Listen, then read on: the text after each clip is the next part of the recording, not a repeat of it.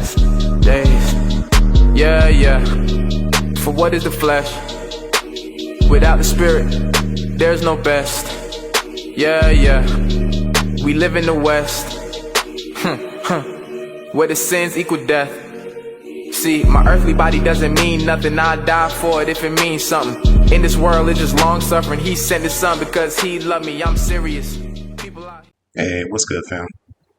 It's good to have a little bit of time to do another study. So recently, I was talking with my wife, and she had mentioned Deuteronomy 22:28. And this verse has come up before. Typically, when it's brought to me, it's been brought in a condescending manner to put down the Most High. And so I wanted to get into it today with and take a look at this verse. It was something when my wife had brought it up, she was confused by it as well. And so then we both dug into this, and all praises to the Most High. We got some revelation on it. So I'm just passing it on as it came to us, which is typical. That's basically what's going on with all my studies. So Deuteronomy 22 verse 28. So, there's the R word that's going to be in this verse, and we're going to look into that in another verse higher up. I don't want to use that term on here. We'll still be able to get through the study. Okay, so verse 28, it says, if a man happens to meet a virgin who is not pledged to be married and violates her, and they are discovered, he shall pay her father 50 shekels of silver. He must marry the young woman, for he has violated her. He can never divorce her as long as he lives. Okay? From face value, this does not seem moral. How is this righteousness? Right? So then that was really where we started. I think the verse hits a lot of people the same way. So one of the things that is a rule of thumb for us, I guess two things. So one, scripture must always be tested against other scripture. And two, if you're reading a verse and it doesn't make sense, go back 2 verses. And if it still doesn't make sense, go back 2 more and then just continue doing that. So I'm going to start with verse 25 here, and then read 25 through 27. We'll take a look at this 28 again in blue letter so that we can get a deeper understanding of it. So verse 25, but if out in the country a man happens to meet a young woman pledged to be married and violates her, only the man who has done this shall die. Do nothing to the woman. She has committed no sin deserving death. This case is like that of someone who attacks and murders a neighbor, for the man found the young woman out in the country, and though the betrothed woman screamed, there was no one to rescue her. Okay, so in this situation, this looks like righteous justice, right? So the man violated her when she was vulnerable. Okay, it was found out later, and he was dealt with. Case closed. So this makes sense, but then how does verse 28 make any sense, right? So I'm going to take a look at verse 25. Okay, so this is Blue Letter Bible, and then we can go to the tools and get into the interlinear. So 22 verse 25, all right, we're going to go down to that word. Okay, but if a man find a betrothed damsel in the field, and the man, okay, so here, force, okay, so this is H2388, okay, that's the Strong's, all right, and this is from, starting from verse 25, okay, all right, looks like Hasak, and let's see here, it says to strengthen, prevail, harden, be strong, become strong, be courageous, be firm. Okay, and something I notice immediately is that these terms that they're bringing up is consistent with the rest of the context. So, because we actually get an analogy here in verse 26. It says, "This case is like that of someone who attacks and murders a neighbor." Okay, so now we know exactly how they're looking at this woman being violated. Okay, as though someone got attacked and murdered, which I guess that's really consistent, because murder also has the death penalty according to the Torah, right? Okay, so back to the Strong's, and let's take a look at the definition. To fasten upon, hence to seize. Okay, be strong. Obstinate, to bind, restrain, conquer. Okay. Oh, figuratively courageous, causatively strengthen, cure, help, repair, fortify. Okay. And then we can take a look at when this word comes up elsewhere in Scripture, right? So Genesis 19:16, "And while he lingered, the men laid hold upon his hand." Okay, so this is a physical seizing, right? Genesis 21:18, "Arise, lift up the lad, and hold him in thine hand." Okay. Genesis 41:56, "And the famine was over all the face of the earth, and Yosef opened all the storehouses and sold unto the Mitzrayim, and the famine waxed sore in the land of Mitzrayim." Okay, so the famine took hold of the land. Okay, so again, a strength and a conquering. All right. Okay, so this is pretty consistent. Okay, so now let's take a look at verse 28. Okay, and before we do that, again, this is the Strong's H2388. Okay, if we go to 28. Okay, so here it says, "If a man find a damsel that is a virgin, which is not betrothed, and lay hold on her." Okay, so this is where it's translating to violate her. Okay, now this is a different term, as we can see by the Strong's. The Strong's is different. It's H8610. Okay, so let's take a look at that. Okay, so here, tafaz. Okay. All right, so again, these are two different terms, but when we read it, whether you're in the NIV, it's other translations as well that they transliterate these two separate and different terms into the same term in English, which is dangerous.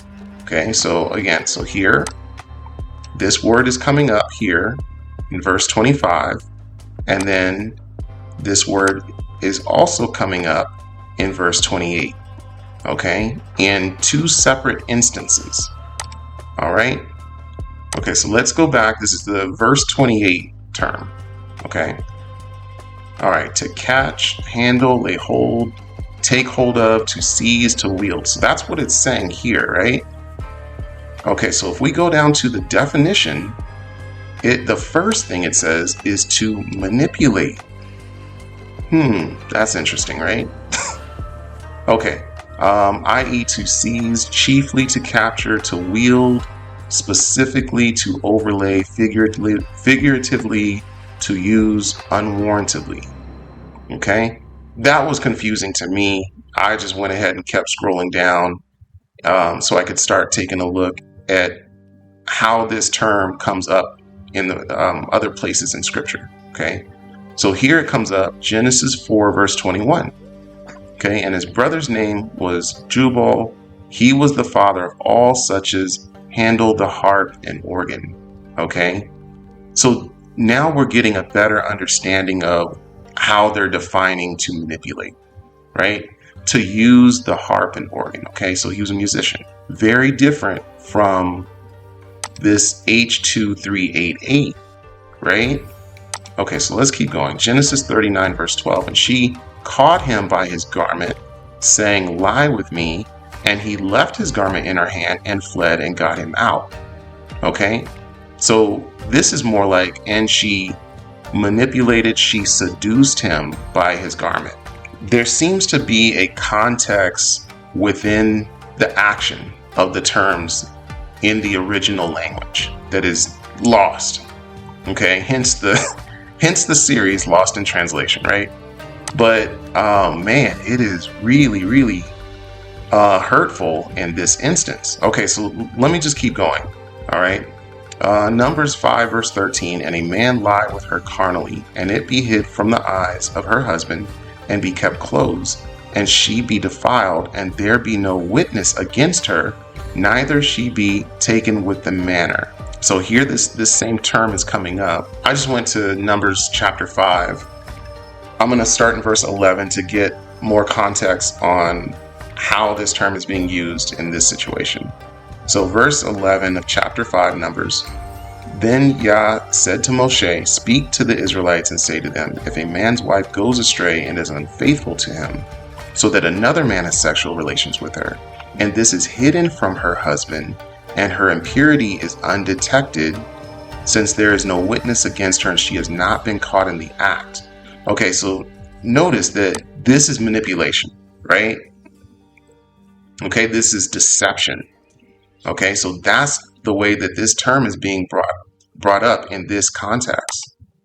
It's not even physical at all in this situation. Okay, so, and it was the neither she be taken with the manner. Okay, so she be defiled, and there be no witness against her, and this is hidden from her husband, and her impurity is undetected, since there is no witness against her, and she has not been caught in the act. Okay, Numbers 31 verse 27, and divide the prey into two parts between them that took the war upon them who went out to battle, and between all the congregation. So Numbers 31:27, let's take a look at that one. Divide the spoils equally between the soldiers who took part in the battle and the rest of the community. But again, notice the difference. This has nothing to do with anyone being forceful. Regarding H2388 has come up in that verse 25. The verse 25 term and the verse 28 term are very, very different. Okay, that's really the point that I'm trying to make here. Deuteronomy 9 verse 17, and I took the two tables and cast them out of my two hands and brake them before your eyes. Okay, so he handled them. He handled the two tablets. Very similar to how the musician handled the instruments. Okay, and that's really, we're starting to get into what's really being said in that verse 28. Okay, when thou shalt besiege a city a long time, and making war against it to take it, thou shalt not destroy the trees thereof by forcing an axe against them, for thou mayest eat of them, and thou shalt not cut them down, for the tree of the field is man's life, to employ them in the siege. Very interesting, especially considering certain things that are happening now, throughout the world right now. But aside from that, I'm just going to stay on track here. The way that this term is being used here, okay, in how to handle something.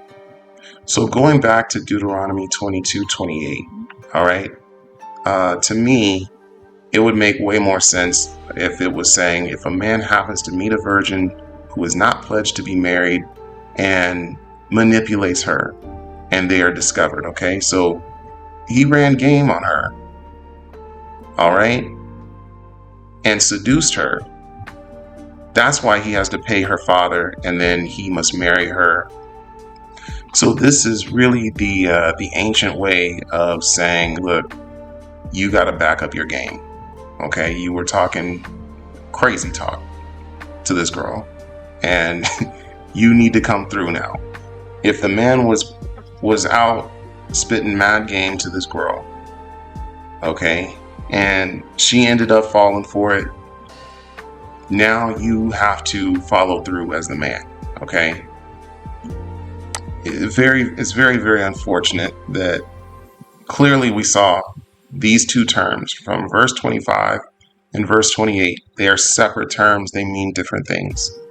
Okay, they're utilized in different ways. And we saw that there was literally two different words of origin or terms of origin coming from the original language. Okay, these are two different separate Hebrew terms, here. All right, and after the transliteration, they are transliterated into the same English term. Okay, this is a true tragedy, what happened here. Okay, because it's caused so much confusion, and some people have brought this up, only to use it to completely dismiss the God of the Hebrews altogether.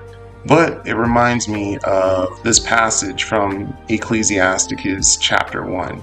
Okay, so if you go to Ecclesiasticus chapter 1, verse 1, so I'm just going to drop down here. It says, "Wherefore let me entreat you to read it with favor and attention, and to pardon us, wherein we may seem to come short of some words which we have labored to interpret. For the same things uttered in Hebrew and translated into another tongue have not the same force in them. And not only these things, but the law itself and the prophets and the rest of the books have no small difference when they are spoken in their own language." Okay, so he's warning of small misinterpretations, terms being diluted, okay, as they are transliterated. So just a short study today. I just wanted to bring this out. All praises to the Most High Yah and to the Lion of Yahudah. Shalom, fam.